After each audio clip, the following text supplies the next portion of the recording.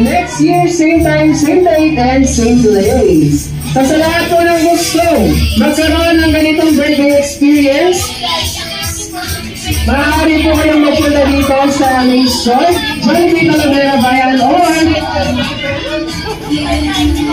yung nag-aalala dyan, go! Ba? At sa lahat po ng guests na dumating sa birthday party ni Angelo.